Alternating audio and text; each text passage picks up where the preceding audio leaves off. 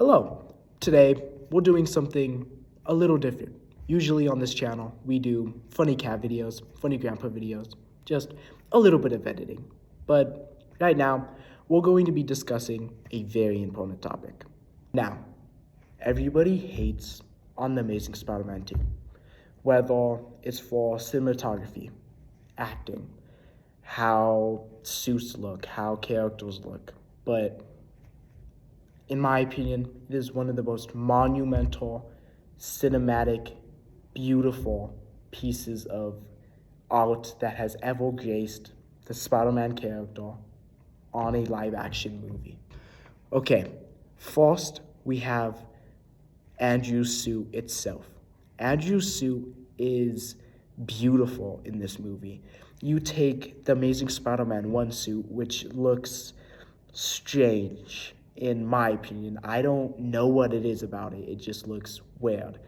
And then you go to The Amazing Spider-Man 2, where you have this amazing costume with these vibrant, nice colors, and his suit just looks so friendly, and it's amazing.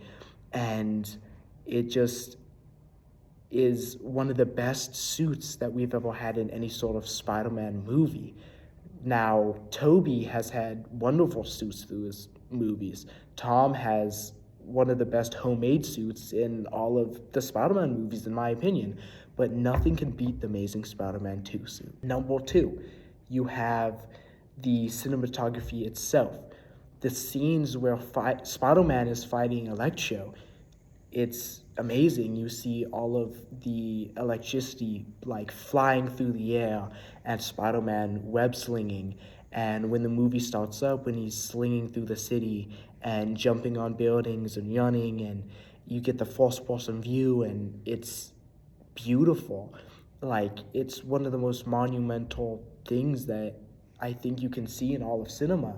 It's camera angles and how it's walked, and the lighting and everything that they did to put into this movie was beautiful. And I think people look past that all because of this next point. Electro's character. People don't enjoy Electro's character, and I can see that. The character itself, I enjoyed entirely. I think his character arc was amazing. He was just someone who was treated very wrong in his workplace and in his everyday life constantly. And it was terrible. And he just looked up to Spider-Man and just felt disrespected when he met him again, when he felt like this freak in front of everybody, when he was being broadcasted in Times Square itself in front of millions. And it must have just been awful for him. But his costume, his light blue, whatever that was just awful. What was that? I don't know what that was. And I think people focus on that too much. And that's why people don't like it. Along with that, people don't like it for Harry Osborn's character. People don't like it for both Osborns, actually.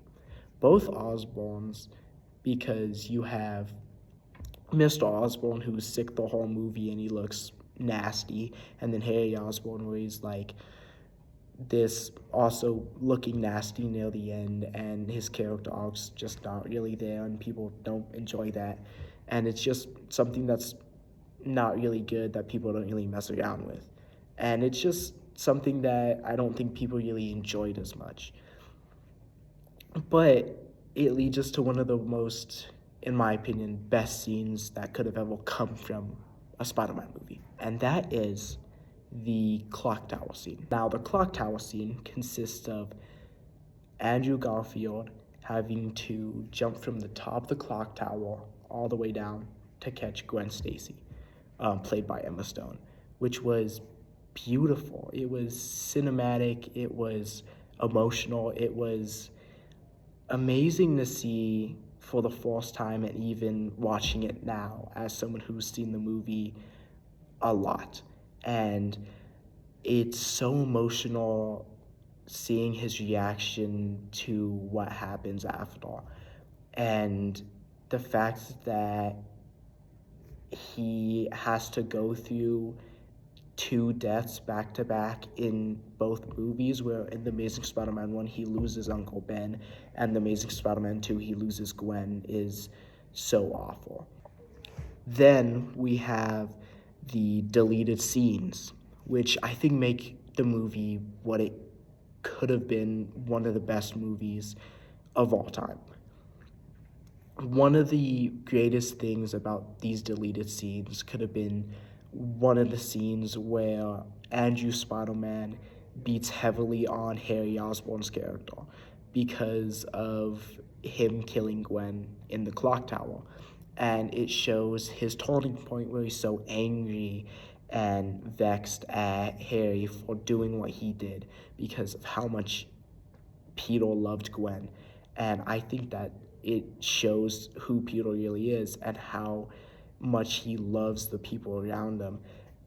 And I just think it's such a beautiful thing that could have brought his character to life even more. And it would have just made people love the movie and made the next scenes where he quits being Spider-Man and comes back even more monumental. So I just think that that would have just changed the whole course of the movie. All of these reasons are what make this movie such a great movie.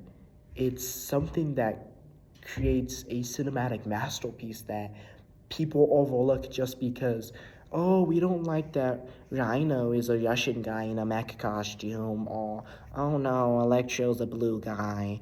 We don't like that. No. Spider-Man has one of the best suits. His quips are amazing. His lines are great. His emotion is a beautiful piece. The audio, the soundtrack, it's good. And this movie doesn't get as much recognition as it should.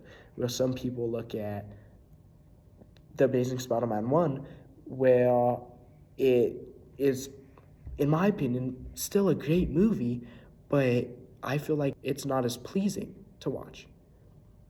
And so I think that is exactly why people need to respect The Amazing Spider-Man 2 more and watch it more and just experience the movie with an open mind and just love it because it's one of the greatest movies of all time. Thank you.